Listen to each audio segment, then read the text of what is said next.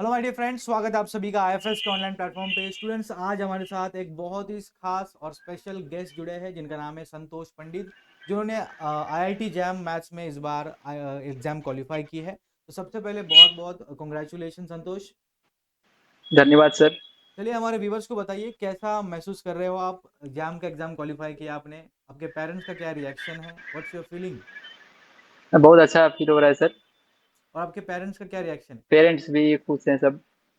चलिए हमारे व्यूवर्स को बताइए, आपने जैम की पढ़ाई कब स्टार्ट की, कितने मंथ का प्रिपरेशन रहा आपका और कितनी मेहनत है इसके पीछे? सर मैंने तो ये प्रिपरेशन 2024 में किया था। 2024 का एक्चुअली एग्जाम दिए थे हम। 24 तो का। उसमें मेरा तो हाँ कट ऑफ ही क्लियर हुआ था, उसमें एडमिशन नहीं मिला था। ओके। उस समय मैं फर्स्ट ही बार ही एग्जाम दिए थे ना, तो फिर क्या था कि उस समय ही ग्रेजुएशन कंप्लीट हुआ था और इसके बारे में पता नहीं था, तो ज़्यादा प्रिपरेशन कर नहीं पाए थे और एग्जाम दिए हुए थे। और उस बार का पेपर भी 2024 का थोड़ा हार्ड टफ चला गया था।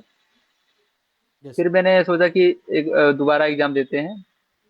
तो उसके बाद इसमें क्या हुआ कि सोचे तो शुरुआत में कि अच्छे से पढ़ाई करके एग्जाम देंगे, लेकिन बीच में कुछ पढ़ नहीं पाए थे।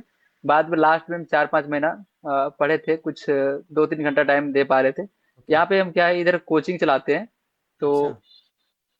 ज़्यादा समय चल जा रहा था कोचिंग में, तो अपने लिए समय नहीं निकाल पा रहे थे। फिर जब से फॉर्म भरे ना, उसके बाद से कुछ समय निकाले अपने लिए ओके। और पढ़े थे। बढ़िया बढ़िया। खुद से ही प्रिपरेशन किए थे आईएफएस से, यूट्यूब में जो वीडियो आता है लाइव क्लास उसी से। हम्म। चलिए हमारे व्यूवर्स को बताइए, आपने जब पढ़ाई स्टार्ट की आईआईटी जैम का, पहले तो सिलेबस देखा होगा, तो क्या थोड़ा डर लगा हम्म। था सिलेबस देख के? बिकॉज वास्ट सिलेबस है जैम का। हाँ सर, सिलेबस तो है वास्ट, पहले भी देख चुके थे ना, तो दोबारा जब देखे तो पहले से कुछ कुछ प्रिपरेशन था, तो सेकेंड टाइम में इतना कुछ डर नहीं था। चलिए हमारे व्यूवर्स को बताइए, आपका मतलब रूटीन कैसा रहता है? आपने बताया कोचिंग में ज़्यादा समय चला जाता है आपका पढ़ाने में, जो तो मैं क्या रूटीन रहा दो आपका? से तीन घंटा रात में हम समय निकाल पाते थे। अच्छा, तो वो दो रात तीन में घंटे 2-3 घंटे में आपका मतलब कैसा स्प्लिट रहता था? रिवीजन कितना करते थे? प्रॉब्लम सॉल्विंग कितना होता है? तो कंसेप्ट पहले से थोड़ा सा अच्छा था, पहले जो किए थे उस समय। अभी क्या था कि इस साल हम क्वेश्चन प्रैक्टिस ही करते थे, जितना समय 2 से 3 घंटा जो भी पढ़ते थे क्वेश्चन प्रैक्टिस ही करते थे। ओके, तो और जो हमारे व्यू डाउट्स निकल रहा था ना, उसके रिलेटेड हम बराबर। टॉपिक्स पे कंसेप्ट को भी देख लेते थे। ओके। और आप ऑलरेडी पढ़ा रहे हो बोल रहे हो, मतलब आपका टच में रहेगा, मैथ अच्छा रहेगा। हम्म। चलिए पढ़ा रहे हमारे थे, 11-12 का स्टूडेंट को पढ़ाते थे। 11-12 में, अच्छा, मतलब आपका अभी भी कैलकुलस पढ़ा रहे अच्छा हैं। रहेगा। डिफरेंशिएशन, हम्म। इंटीग्रेशन। बच्चों को यही डर रहता है स्टार्टिंग में कि कैलकुलस वीक होता है तो फिर बना नहीं पाते, इंटीग्रल वगैरह में बहुत वीक रहते हैं।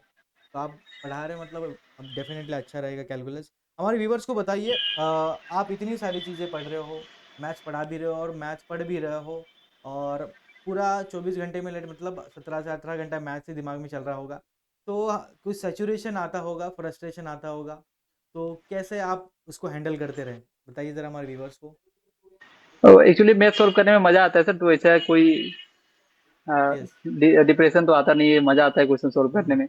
और नहीं बनता है तो एक तरह से चैलेंज रहता है मेरे लिए कि उस क्वेश्चन को सॉल्व करना है, तो अच्छा लगता है। ऐसा चलिए, बहुत ही डिप्रेशन नहीं है अच्छी कुछ भी। बात की उन्होंने अभी कि मैथ्स करने में अगर मज़ा आ रहा है तो टाइम का पता नहीं लगता कितना घंटे हम कर रहे हैं, हम्म। ठीक है। अगर आप सिर्फ एग्ज़ाम क्वालिफाई करने के लिए पढ़ रहे हो, तो आप पढ़ने के लिए बैठोगे बैठोगे 4 घंटे होगा पढ़ रहा हो, 5, आप घड़ी को देख रहे हो, मतलब समझ रहा मैथ्स से लगाव नहीं है।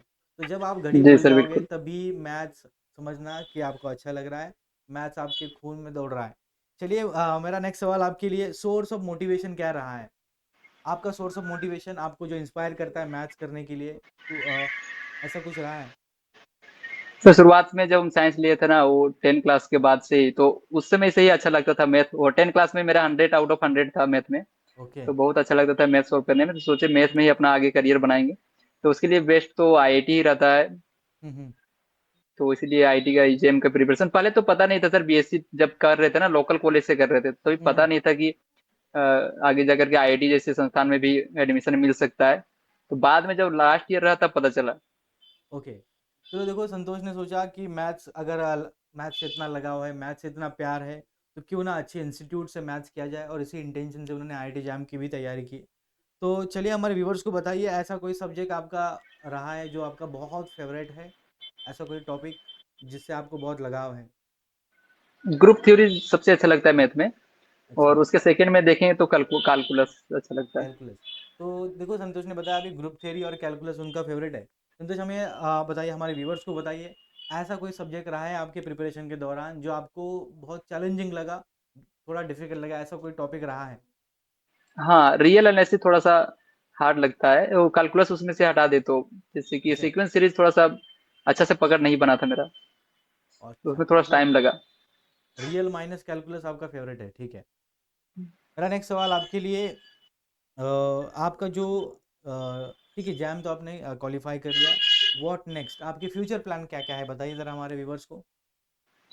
अब मेरा तो रिसर्च में जाने का मन है सर, सबसे ज्यादा तो रिसर्च में जाने का है, तो सोच रहे हैं रिसर्च करेंगे इसके बाद से, एमएससी के बाद से। अच्छा, कोई टॉपिक आपके दिमाग में है जिससे आपको रिसर्च करना है, ऐसा कुछ रहेगा ना टॉपिक? हाँ, अलजेब्रा अलजेब्रा में ही सोच अलजेब्रा रहे से करना रिसर्च, तो गाइड अच्छा ढूंढ लीजिए डेफिनेटली आपको। ग्रुप थ्री से लगाओ तो ग्रुप थ्री से मैं रिकमेंड करूंगा कि आपका रिसर्च भी करिए आगे जाके। चलिए मेरा नेक्स्ट सवाल आपके लिए, मॉक आपने कितने लगाए थे एग्जाम से पहले, कुछ बता पाओगे मॉक के बारे में, कितना हैं। इंपॉर्टेंस है? जो आईएफएस का टेस्ट सीरीज था ना, वो टेस्ट सीरीज परचेस किया था 99 का, उसमें आ रहा था। ओके।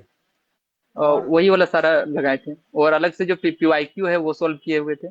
क्यू मतलब बताइए कैसे अटेम्प्ट करते थे, क्या टाइमर लगा के सॉल्व करते थे या ऐसी मैन्युअली?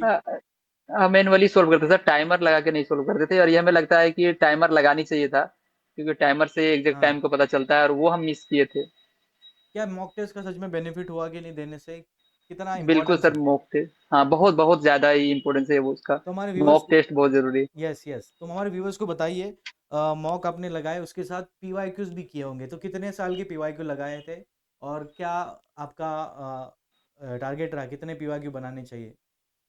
2000 मेरा 2013 से पीवाईक्यू देखे थे, 2013 से 24 तक का। अच्छा, वो भी आपने मतलब सभी सॉल्व किए या ऐसे ही कोई रैंडम नहीं नहीं, क्वेश्चन सारा थे? तो सॉल्व नहीं होता था, कुछ कुछ जो अटेम्प्ट नहीं कर पाए थे वो, नहीं सारा तो नहीं कर पाए थे। ओके। चलो मैं एक बात इधर ऐड करना चाहूँगा, जब भी आप बच्चों मॉक टेस्ट लगाते हो, पीवाईक्यू लगाते हो, मेक श्योर कि टाइमर लगा के सॉल्व करिए, बिकॉज एग्जाम में भी टाइम का प्रेशर होता है। वो प्रेशर हैंडल करने की हैबिट तभी डेवलप होगी जब आपने घर पे प्रैक्टिस की एग्जाम से पहले। तो बहुत इंपॉर्टेंट ये दो चीज़ें हैं, मॉक टेस्ट और पीवाईक्यू। चलिए मेरा नेक्स्ट जी। सवाल आपके लिए, आपका जो सक्सेस है उसका क्रेडिट, ऐसा कोई इंसान है जिसको आप देना चाहोगे, डेडिकेट करना चाहोगे? whom would you like to dedicate your success? Sir, तो मेरे लिए तो आईएफएस का टीचर्स ही है, उसी से जितना भी पढ़ा हूँ उसी से, और इसके अलावा तो आसपास पेरेंट्स? में मेरा टीचर कुछ भी नहीं है सर। हाँ, पेरेंट्स तो गाइड करते ही हैं। हम्म। चलिए बहुत अच्छा लगा आपसे बात करके, Santosh. I wish you all the best for all your future journey, और जो भी आपके ड्रीम्स हो वो सक्सेस आपको उस ड्रीम्स में भी मिले। एंड मैथमेटिक्स करते रहिए, ठीक है, मैथ्स किया हुआ कभी भी बच्चों वेस्ट कभी भी नहीं जाता, ठीक है, मेरे एक्सपीरियंस से बता रहा हूँ। जितना भी मैथ्स पढ़ोगे आप, आपको लगे इसका, बहुत सारे जो बोलते हैं लोग कि इसका यूज़ किधर कर रहे हो आप, साइन थीटा टेन थीटा का जी। डेली लाइफ में यूज़ तो नहीं है, ऐसा नहीं है। उनको पता नहीं, क्रिप्टोग्राफी में देखो मैथ्स से तो चलता है। तो डोंट थिंक अबाउट दैट, जिनको पता नहीं वो तो बोलते रहेंगे, मैथ्स करते रहिए। And wish you all the best, और आशा करता हूँ सभी स्टूडेंट्स इस इंटरव्यू से सीख लेंगे और वो अपने पढ़ाई में, अपने प्रिपरेशन में इनकलकेट करेंगे। तो बहुत बहुत धन्यवाद Santosh, wish you all the best. धन्यवाद सर। Thank you.